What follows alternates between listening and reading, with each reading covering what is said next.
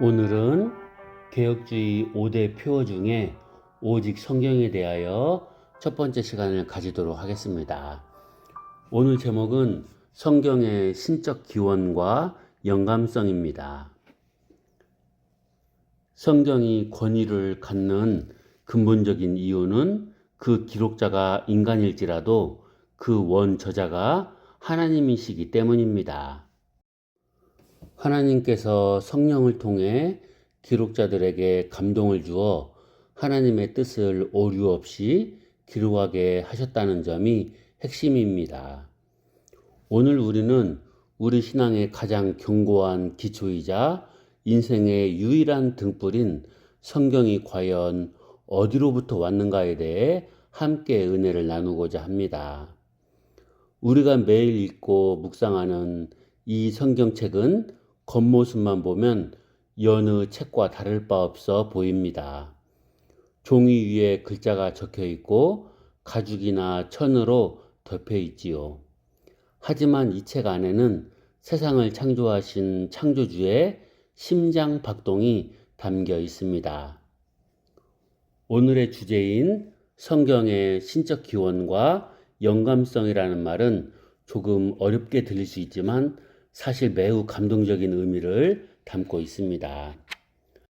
한마디로 요약하면 성경은 사람이 썼으나 그 속의 생각과 생명은 하나님께로부터 왔다는 고백입니다. 원 저자는 하나님이십니다.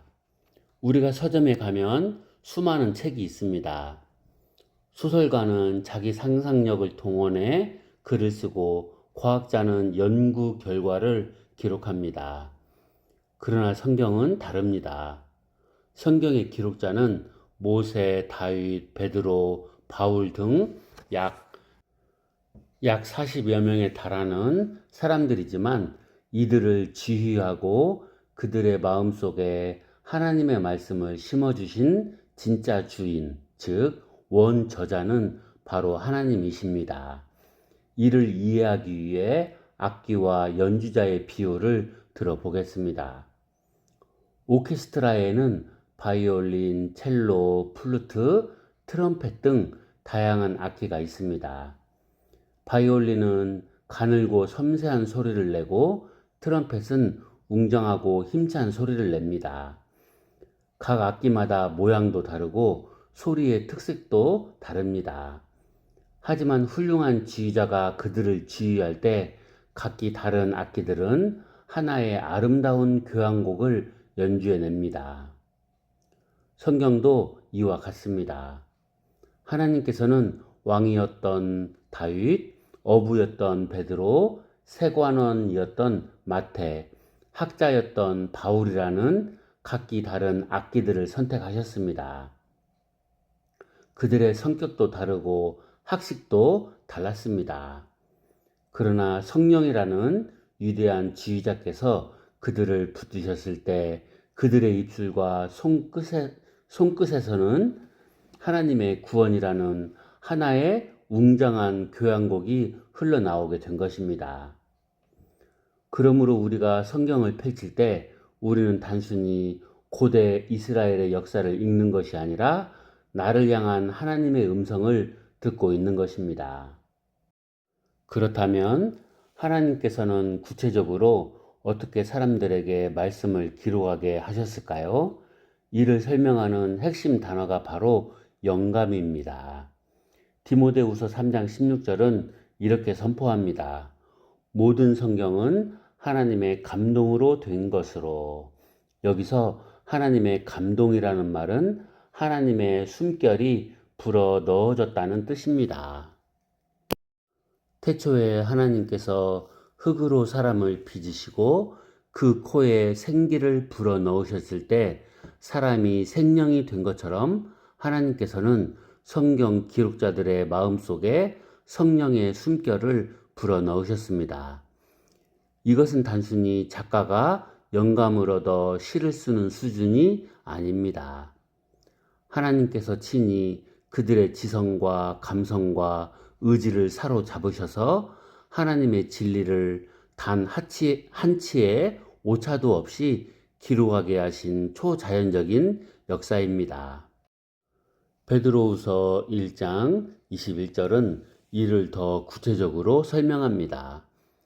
예언은 언제든지 사람의 뜻으로 낸 것이 아니요 오직 성령의 감동하심을 받은 사람들이 하나님께 받아 말한 것임이라. 여기서 감동하심을 입었다는 표현은 원어적으로 배가 바람에 밀려 나아가는 모습을 상징합니다. 거대한 돛담배가 바다 위에 떠 있습니다. 사공이 노를 젓기도 하지만 결정적으로 배를 움직여 목적지까지 데려가는 것은 거센 바람의 힘입니다. 성경 기록자들은 마치 이 돛담배와 같았습니다. 그들은 자신의 문체와 지식을 사용했지만 그들의 마음을 밀어붙여 진리의 항구로 인도하신 분은 성령의 바람이었습니다. 그래서 성경은 인간의 한계를 뛰어넘어 하나님의 완전한 계시가 될 수 있었습니다. 하나님께서 원저자이시고 성령께서 그 기록을 감독하셨다면 그 결과물인 성경에 실수가 있을 수 있을까요? 결코 그럴 수 없습니다. 하나님은 진리 그 자체이시기 때문입니다. 간혹 어떤 이들은 사람이 썼는데 어떻게 실수가 없을 수 있느냐라고 묻습니다. 하지만 우리는 편지 대필의 비유를 통해 이를 이해할 수 있습니다. 눈이 어두워 글을 쓰지 못하는 어머니가 계신다고 가정해 봅시다. 어머니는 옆에 있는 아들에게 아들아, 내 마음을 담아 고향 친구에게 편지를 좀 써다오 라고 부탁합니다. 아들이 받아 적습니다. 비록 글씨체는 아들의 것이고 문장 표현에 아들의 습관이 묻어날 수는 있어도 그 편지에 담긴 간절한 그리움과 전하고자 하는 소식은 전적으로 어머니의 것입니다. 만약 아들이 어머니의 뜻을 정확히 받아 적었다면 그 편지는 어머니의 편지입니까? 아들의 편지입니까? 당연히 어머니의 편지입니다. 성령님은 아들보다 훨씬 더 완벽하신 분입니다. 성령님께서는 기록자들이 하나님의 뜻을 왜곡하지 않도록 그들의 생각과 단어 선택까지도 세밀하게 간섭하셨습니다. 그리하여 완성된 성경은 인간의 언어로 기록되었음에도 불구하고 신앙과 행위에 있어 오류가 없는 하나님의 정확무호한 말씀이 되었습니다. 이 말씀이 우리에게 주는 은혜가 무엇인지 살펴보겠습니다. 성경이 하나님의 말씀이라는 사실이 우리에게 왜 중요할까요? 그것은 이 말씀 속에 생명과 권위가 있기 때문입니다. 세상의 책들은 시간이 지나면 낡아지고 이론이 바뀝니다. 어제의 진리가 오늘의 거짓이 되기도 합니다. 하지만 성경은 수천 년이 지나도 변함이 없습니다. 왜냐하면 영원하신 하나님의 말씀이기 때문입니다. 첫째로 성경은 우리를 온전하게 합니다. 성경은 우리를 교훈하고 잘못을 책망하며 바르게 살도록 인도합니다. 우리가 길을 잃었을 때 나침반이 되어주고 영혼이 병들었을 때 치유하는 약이 되어줍니다. 둘째, 성경은 구원에 이르는 지혜를 줍니다. 이 책의 목적은 단순히 정보를 전달하는 것이 아니라 우리가 예수 그리스도를 믿어 영원한 생명을 얻게 하는 데 있습니다. 셋째, 성경은 하나님의 약속입니다. 하나님이 원저자이시기에 성경에 기록된 모든 약속은 반드시 이루어집니다. 내가 너를 결코 떠나지 않으리라 하는 말씀은 인간의 위로가 아니라 온 우주의 주인이신 하나님의 공증된 약속인 것입니다. 결론입니다.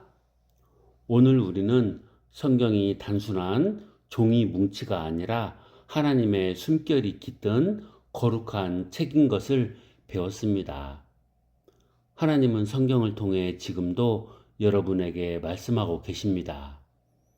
성경의 신적 기원을 믿는 성도의 자세는 어떠해야 할까요? 첫째, 겸손함으로 읽어야 합니다. 왕의 어명을 듣는 신하처럼 창조주의 말씀을 떨림과 기쁨으로 받아야 합니다. 둘째, 신뢰함으로 순종해야 합니다. 오류 없는 하나님의 말씀이기에 내 생각과 달라도 그 말씀에 인생을 걸 수 있습니다. 성경을 펼칠 때마다 이렇게 기도해 보십시오. 하나님, 이 성경의 원저자이신 성령님, 오늘 나에게 당신의 숨결을 불어넣어 주시옵소서. 기록된 이 말씀이 나의 영혼을 살리는 살아있는 능력이 되게 하옵소서. 하나님의 숨결이 담긴 이 귀한 말씀을 늘 가까이 하며 그 안에서 참된 평안과 승리를 누리시는 모든 성도님이 되시기를 간절히 소망합니다. 아멘.